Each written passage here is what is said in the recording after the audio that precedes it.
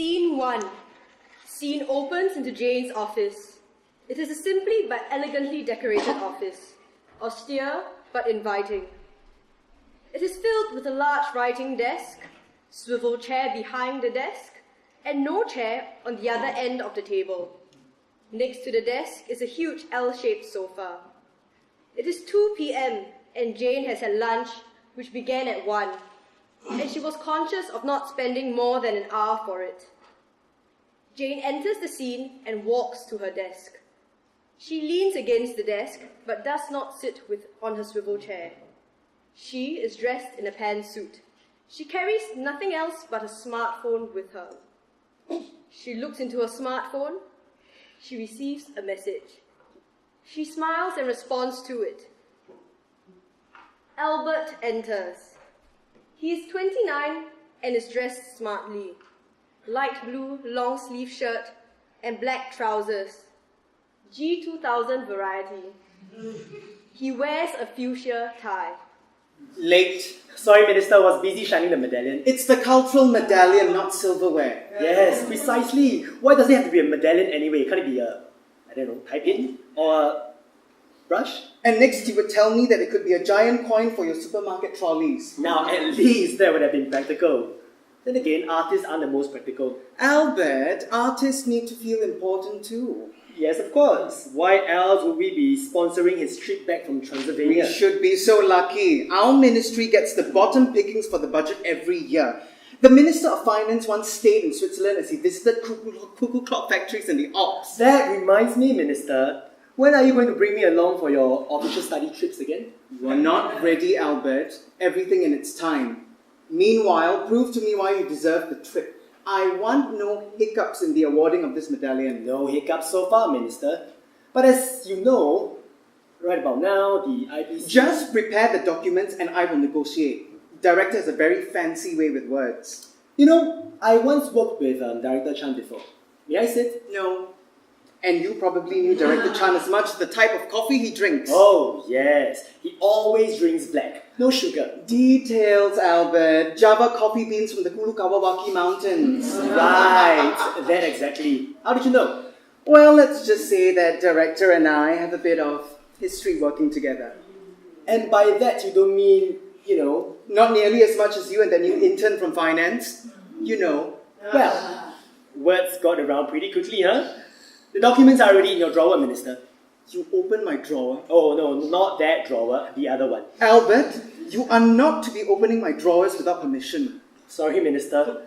Just thought I would provide you with better convenience. How many times do I have to go through this? The incoming documents must always be placed on the left side of my desk. My bad. Jane opens the drawer and flips through a folder of documents. Did you make sure that every newspaper clipping of him from 1995 is collated? Yes, every single one of them. From the Country Times all the way to yesterday. I even collated clippings from the Hari Ribao and the Berita Melayu and the Tamil Times. Even a little news segment from the old paper. What about international reports about his work? That Botswanian daily that ran a one-page spread on his community work, making children dance buto on one of those, I don't know what you call them, those straw mats. I thought you meant newspaper clippings of Director Chan. Yes, I'm sure I want to read speeches of him written by his assistant. I'm referring to our cultural medallion nominee. I thought you want to gain some leverage. Wring his arm a little and catch him in an arm lock. If I wanted intel on Director, I certainly wouldn't rely on you to get it for me. Sorry, Minister. What do you do now? Drawer vibrates vigorously. Let me get it, Minister. No. But aren't you going to get that? It's not important. Vibration continues. You sure you don't want me to get that, Minister? Jane answers Albert as she continues looking through the documents in the folder. Albert, leave it. Vibration continues. Don't think about it. Albert scrams for the drawer. Director Chan and VIKRAM enter in the midst of the struggle. Awkwardness ensues. I believe this is what is commonly known as an awkward situation. How do you think we should proceed, VIKRAM? We approach them as professional as possible, Director. Standard procedure, gentlemen. This is our practice session for the interdepartment self-defense competition. Mister, can you demonstrate that again? In a pink tie, no less, LB. I believe that is what is commonly known as a recovery. Not very successful, don't you think, Vikram? Do you still recommend that we proceed with professional decorum? We shall attempt, Director. Very well. After all, a failed attempt is better than a mediocre success. Minister, good afternoon. I believe you were expecting us, or should we come back later? Minister, I believe they are late by 1 minute. How tardy? Director, good afternoon. No, please stay. We wouldn't want you to compromise your busy schedule of study trips. Disneyland next week, I believe. Oh, Minister. The latest operative memo must have slipped your mind. We no longer endorse study trips. ST have proven to be ineffective and unable to handle demands of Vision 2025. We have converted all STs into FFMs, fact-finding missions. It's always better to have a mission. They sound much better than trips. But yes, I will be embarking on an FFM on behalf of IPC to Bali. Director, may I remind that we are two here on a mission to find out the fact? Of course, I've been updated, Director. I'm well aware of your FFMs on behalf of IPC to Bali CMI, the classified mission of Indonesia. Let's cut to the chase, shall we? And first of all, please call me KK. We shouldn't stand on ceremony. I'm depending on our history of collaboration to hopefully arrive at an ideal resolution to what I suspect may be a catastrophic event for the local art scene. But more of that later. I would like to introduce you to my deputy, VIKRAM. And yes, the fact that I have a deputy, the irony has not been lost on me. I believe you have installed a deputy? Are you a certain Murugaya? Certainly, myself, LB.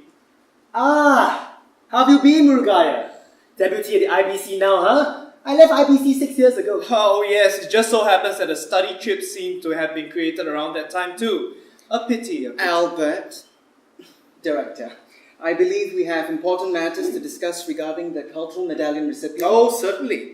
And would there be a closed door somewhere between you and I, or are we involving others? And by others, I mean them.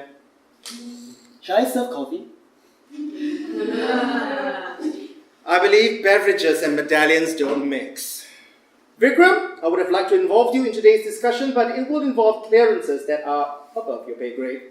I'm sure you understand. Unlike the ministries, we at IPC keep our protocols strict and adhere to standard regulation.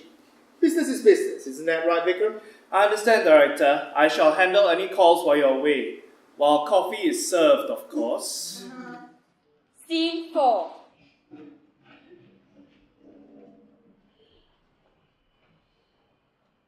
Scene opens into Derek's restaurant.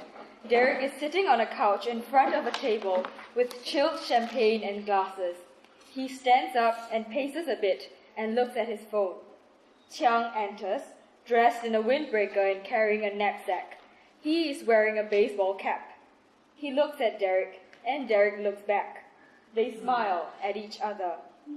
Hello, fag! You! Qiang! I never thought I would ever see you again. Well, neither did I. Well, at least not like this. Not here. How? Do you like the place? Is it classy enough for you? Classy?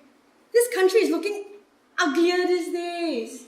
It has somehow regressed.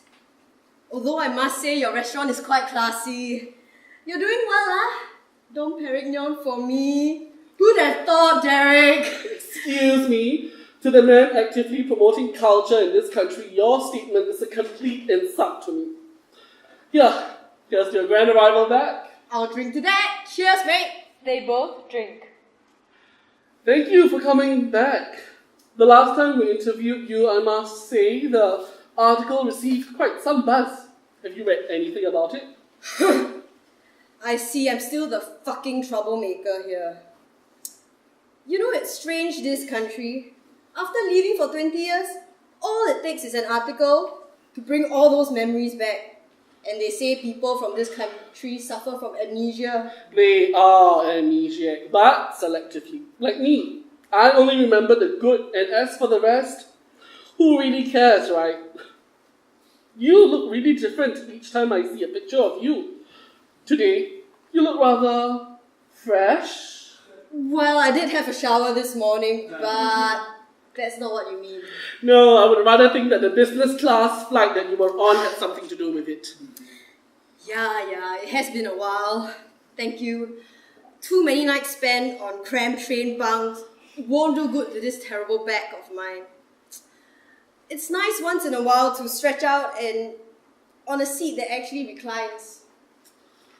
I just think you need a trip to Korea. Because, you're just a few years older than me, but you look at least 20 years older. Does the time pass so much faster in all those places you have been to, doing all those things you call art? Well, I would be lying if I said I wasn't tired. I guess it's just a life on the move. But I'm fairly content, nothing to complain about. To be honest, I really admire you, going from places to places, exploring every corner of the world. I haven't got the opportunity to travel abroad for anything except for work. I wish you could. I wish I could, meet new people.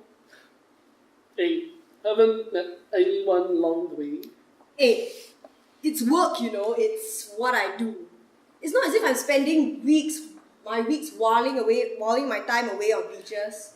It's hard work. Funny you mentioned it. I've met just about everybody, but no particular someone.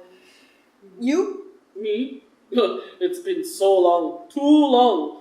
I don't quite know what to make of my status now. I put it on my profile, it's complicated. But actually, it's not that complicated, if you know what I mean. It's just rather empty. Then why don't you just leave? I have connections. I could hook you up. Besides, you're living the life right now. Go do whatever the hell you want. You've earned it. The people you meet, you hippie, gypsy, whatever, I'm good, thank you. I think I'm good with being here. It's a nice city. I don't quite understand why people aren't satisfied. Perhaps it's still within me. But don't you find it at all stifling? I've only been back a few hours and it's like being back in hell. The humidity notwithstanding. It's comfortable here.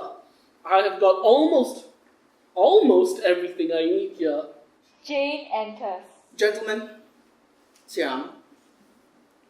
You bitch. That's later rather quickly. Hello Jane, this is... I take it that long-haul flights don't sit very well with you. Indeed, they don't. Clearly, neither is sitting in this restaurant. I suppose it's jet lag and all, but hello everyone. Let's not, if I can get you to some drinks. Perhaps something to still the nerves, yeah? Yes, please, Derek, the usual. Got it. Derek exits. You changed your hairstyle. But you haven't changed your tactics. Scene 5. The scene opens into Jane's office.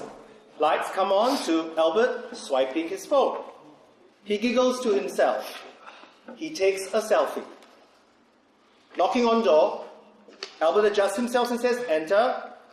VIKRAM enters. Albert is surprised and annoyed. Murugaya! What a wonderful surprise! Albie, surprising, yes, I would question the idea of wonderful, however. I presume your director is just behind? You presume wrong. Director has sent me for negotiations. I assume the minister has done the same. Oh. Well, yes. A pity, but well, we shall work with what we have. Are we expecting Tiang? Yes, he should be here anytime soon. Silence. Albert looks at his phone and swipes. The professionalism of this ministry must be a shining example for the entire government. If the personal assistant of the minister could be swiping away on his phone during office hours. Today, I am the minister's representative, not the assistant's, just so you know. A feeble attempt at representation, Albie. Okay, I try to play nice, but obviously you don't play nice. And stop calling me Albie, you murku. A very childish attempt too, Albie. An A for your name and an A for your atrocious butterfly typing. Very official. It's not a butterfly typing. It's Swarovski. I thought with someone of your descent and stature should at least be able to differentiate something as simple as that. I may be Indian, but I am straight. Whoa. Okay, now this has nothing to do with my sexuality. It's basic color coordination. Fashion! With a face like yours, come on, you think you'll be able to get married? Of course you need some dressing up, right? But look at you, white and black. Has someone died? I sincerely hope that not everyone in this ministry is as privileged as you, or else the state of our nation arts will fast approach doom. Like awarding QIANG the cultural medallion, for example. I hope that isn't part of your color coordination scheme. What the hell are you talking about? A Malay dancer 2 years back, an Indian writer the year before, and now a Chinese artist. Perfect color coordination, I must say, Albie. It's multicultural. Just so we give equal representation. I'm surprised someone like you would object to that. As a minority, oh, wait. Then again, you aren't really that much of a minority, right? Still remember the chauffeuring around during those good old days? Your father still managed to get you a personal chauffeur even when we're doing OCIP in rural Guangzhou. It is strange how much you talk about egalitarianism without thinking about meritocracy. My father has worked hard for what I can presently enjoy so that I can further his work with his resources. Now with your talk of equal representation, one might just accuse you of being a gay communist, Albie. Sophie enters, not locking the door. Fuck you! Sophie is startled. The two men look at her. Hi! Sorry, my bad. Wrong room. I'll just... Sophie, if you're representing QIANG... No! Oh, come on, really? I'm supposed to meet KK and Jane. You look nothing like KK and Jane. I assure you, Jane will never be a drag. I would say that you two look nothing like the QIANG we expected. I represent the director and LB here represents... Stop calling me LB, you fucker! Please tell me how to properly address you. Hi! I am Minister Jane's representative, Albert Xavier Lim. You might have seen me on TV on Hey Glamorous. Yes? Hey, Glamorous? A shining example of a civil servant in this government. Wow, Murugaya, what's with all this obsession with shiny things? Huh? Too dark to shine, is it? Oh, but wait! You just need a good polish, like leather shoes, right? I still think I'm in the wrong room. I mean, I'm supposed to be talking about cultural medallion, not shoe polish. Oh, I assure you, we are talking about the cultural medallion. We just had a little digression. Oh, okay. Well, are we expecting anyone else? Guess not. Alright, I guess we shall begin. Albert walks to Jane's seat, appreciates the moment a little, and then sits. Wow, Albert, you have a nice room. Very tidy. It is not his room, interestingly enough, it's the minister's. LB here is a personal assistant. But today, I am her representative. And just so you know, I personally shopped for that grand black Algerian leather sofa. And that lacquered oak desk made from the woods of the Amazon forest. Last warning on the name, Murugaya. Why do you insist on calling him LB? I believe he explicitly told you he didn't like it. If you object, I shall not object. Wait, Murugaya, is that affection that I see? Oh, is our dear Murugaya finally in love? Oh, that's new. Ooh. Please. Firstly, I appreciate your particular memory of my distaste, but I'm afraid it's the objectifying that I object to. And that's about the only thing I object. Well, that and putting words into my mouth, especially those that don't make any sense. Secondly, don't speak lightly of love. It's not something to joke about. Right, if we're not waiting for anyone else, then I don't think we should waste any more time bickering. You would like to take the lead, I believe. Right, so, cultural medallion. Is a yes on both sides then? Who's both? Us? QIANG and Director Chan. It is a strong no from the director. Okay, it's a resounding yes from the MCA. What about the other side? Come on, say yes, majority wins. I should have guessed there was dissonance. Why else would we have to meet? Director Chan. Oh, KK! You know, I've had several guesses about his name since we last met. I'm quite fond of alliteration myself. Seriously though, what does KK have against Chiang? Wait, but how do you know Chiang? Well, that kangkong must really hate artists in general. He's not that bad. I remember his fervent worries for Chiang's return. Although I doubt if he knows Chiang like he says he does. Anyhow, we should not be waiting to hear from Chiang. No news is good news. Bravo! Looks like it's a yes at the artist end as well.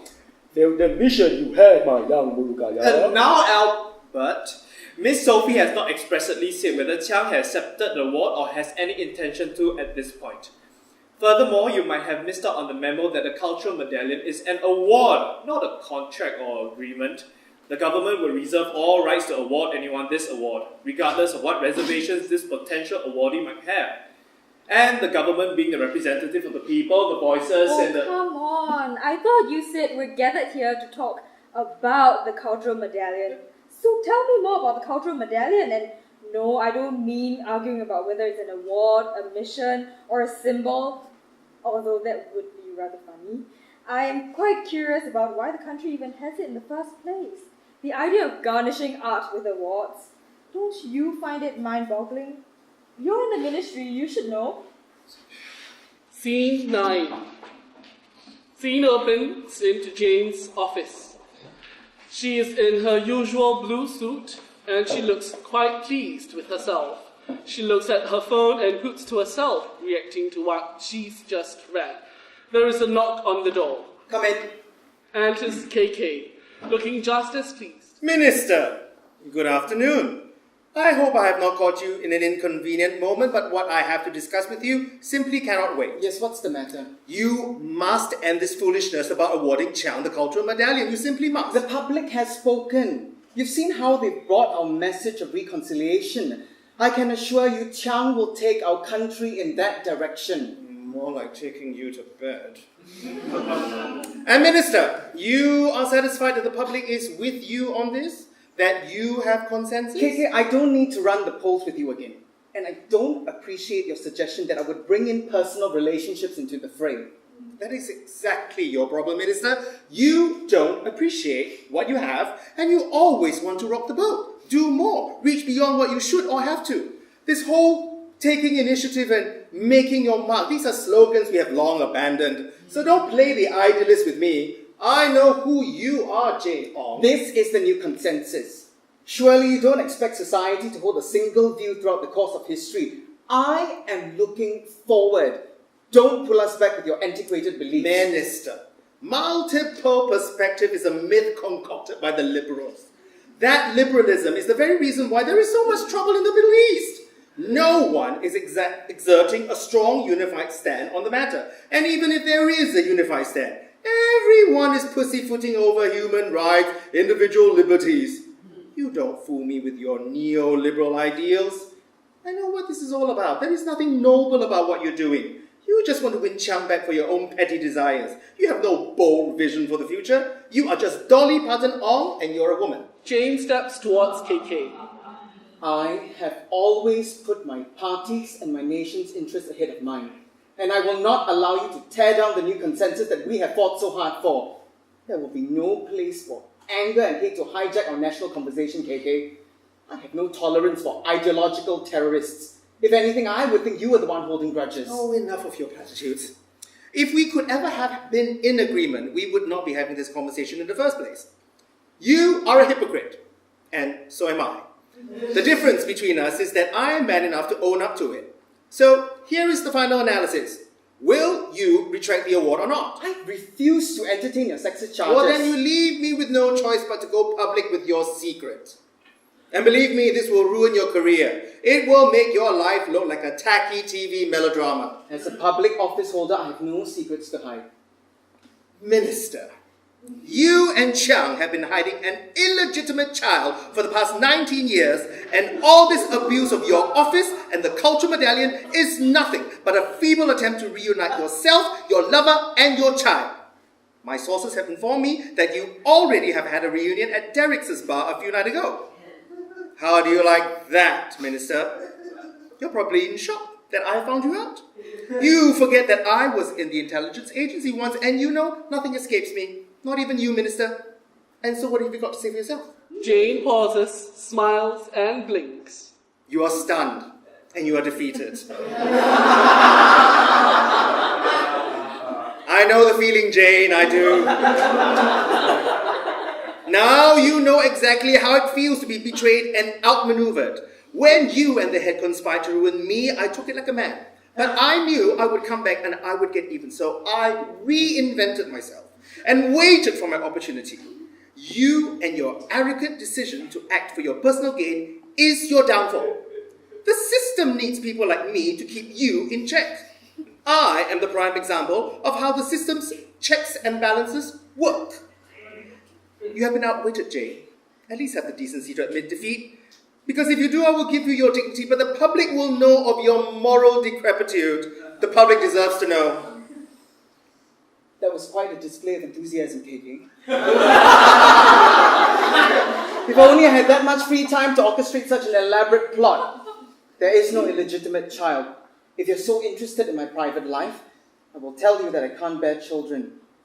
And funny that you mentioned checks and balances. Firstly, if you so respect the system that you speak of, I would watch my tone against a minister. I may be a woman, but I am more man than you will ever be in terms of knowing your place here. And by the way, just how are the offshore accounts in the Middle East? I just thought I'd bring that into the conversation since you seem to know very much about Middle Eastern politics. KK is stunned. He glares at Jane. There is nothing illegitimate about my finances, and don't try to shift focus on the matter at hand. KK is at a loss for words, and at this moment, QIANG enters the office. Oh, it's you. You, artist!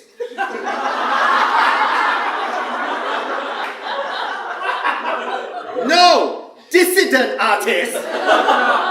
How dare you come back to a country you've abandoned and ridiculed? And how dare you even think that this country wants you? Only your girlfriend here wants you. Why don't you just be that exile and continue to pose for some UN brochure? This country will be fine without the likes of you. This country doesn't need artists, especially when you people mangle art with activism. Just be thankful that this country even gives you the space. Turns to Jane in anger. So you can't have children and Sophie is not your love child. But that does not mean that you are not acting out of personal motivations. I am prepared to present an affidavit outlining your conspiracy and your schemes. Turns to QIANG.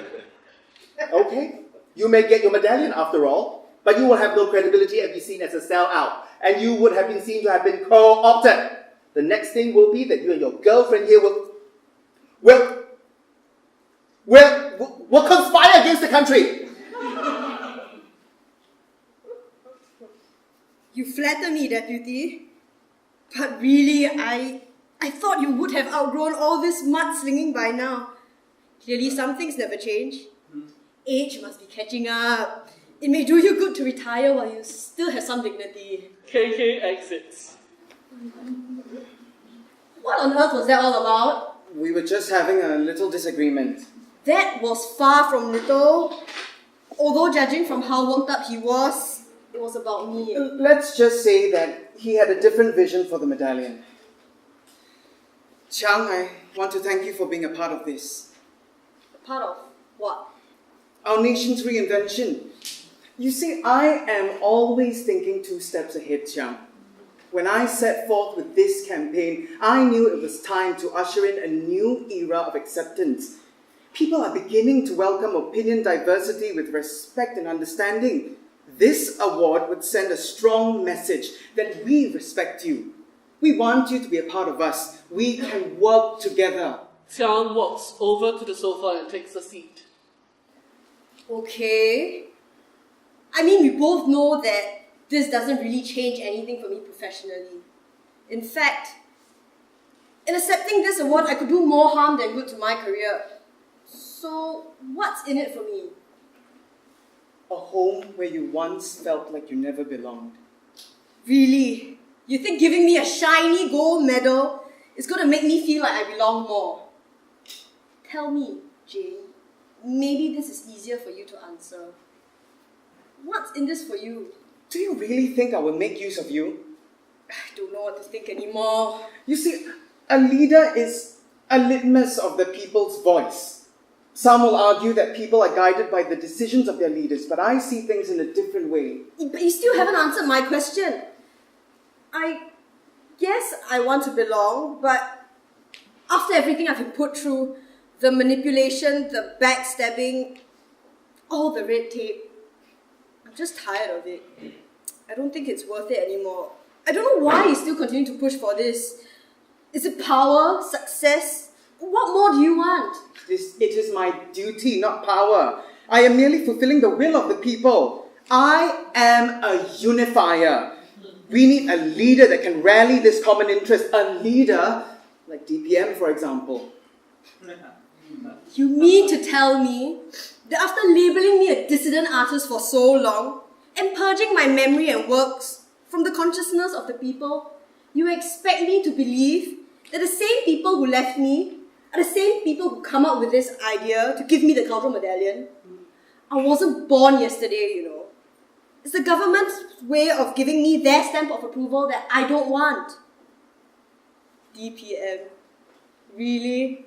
Why am I not surprised? Why not PM? Since you want to unite the people, go. Go for PM, ah. Why stop at DPM? You still don't get it, don't you? After all these years, you still think I'm a power-hungry bitch.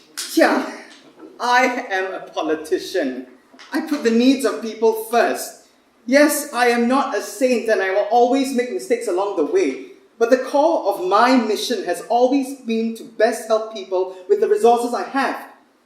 Why do you look upon your country with so much distrust? Why this anger? Societies change. People change. I've changed.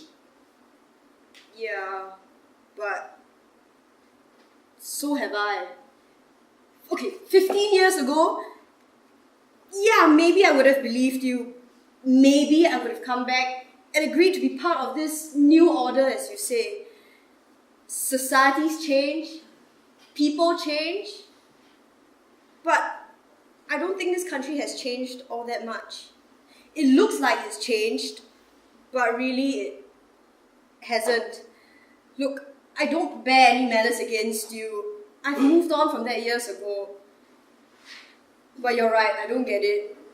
Maybe I never shall, and that's okay because at least I'm happy where I'm at. Are you happy?